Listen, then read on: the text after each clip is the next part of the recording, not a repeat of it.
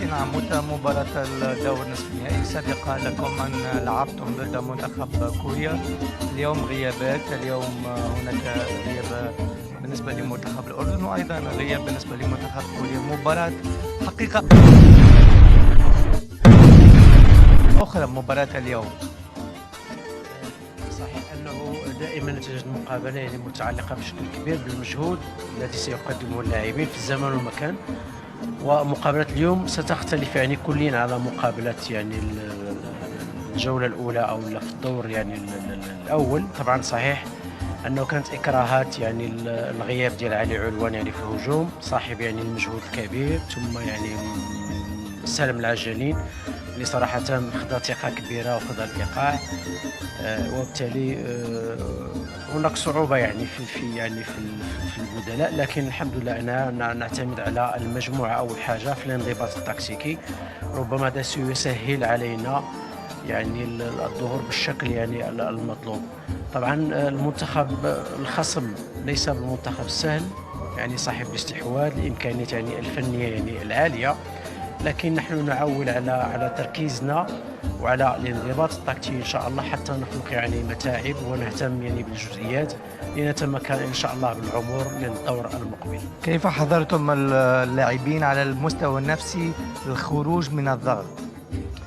وطبعا يعني مع الاسف ان هناك يعني ضغوطات يعني حتى خارجي يعني ما يقع يعني في وسائل التواصل الاجتماعي، يعني الحضور الجماهيري اللي هو موجود يعني كل مرة لما كيتلاقى أي واحد من الجمهور، وحتى حنايا لما كنتلاقاو مع الناس وتنقتربوا منهم إلا وهناك يعني ضغط، لكن الحمد لله أنه إن شاء الله التركيز سيكون على المهمة، وإن شاء الله كيف ما بغات تكون النتيجة فاللاعبين فهم أبطال بالنسبة لنا حنايا.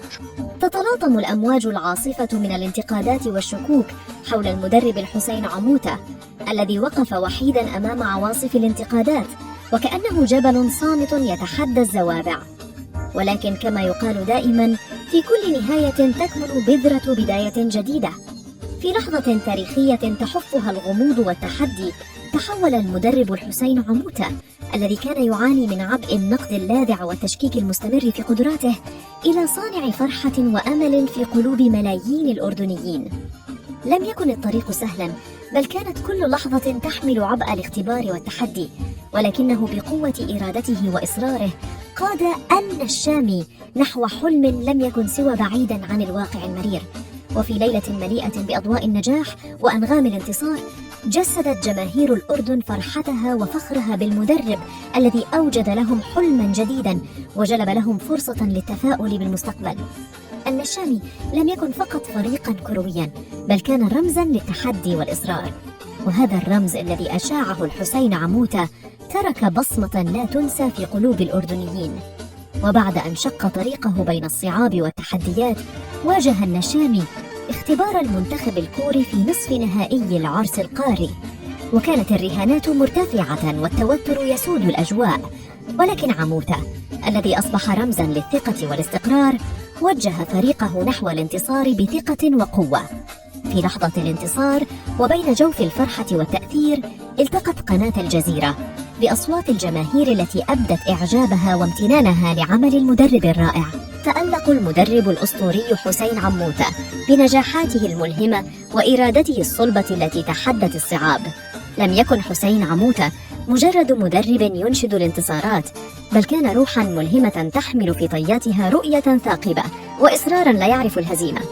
بينما ينثر الكثيرون الشكوك والتشاؤم، يرفض حسين عموتة الاستسلام ويبني جسرا من الأمل والتفاؤل ليقود به منتخبه نحو قمة النجاح. من خلال لغة الإصرار والتفاؤل ينسج حسين عموتة قصة نجاح لا تقلب الصفحات فحسب، بل تحفر في الذاكرة وتلهم الآخرين لمواجهة تحدياتهم بكل شجاعة وإصرار. يعتبر حسين عموتة أكثر من مجرد مدرب، بل هو قائد يحمل شعلة الأمل والتغيير في عالم كرة القدم. في مسيرته المليئة بالإنجازات والانتصارات، استطاع حسين عموتة أن يمحو كل الشكوك والتحفظات فضلا إذا كنت لست حاسد لا تنسى الإعجاب بهذا الفيديو ومشاركة هذا الفيديو لأننا نعطيكم الإفادة. فضلا إذا كنت لست حاسد لا تنسى الإعجاب بهذا الفيديو ومشاركة هذا الفيديو لأننا نعطيكم الإفادة. السلام عليكم. إذا كنت لست حاسد اشترك في قناتي واضغط على زر الإعجاب لكي يصلك كل جديد. السلام عليكم. إذا كنت لست حاسد اشترك في قناتي واضغط على زر الإعجاب لكي يصلك كل جديد.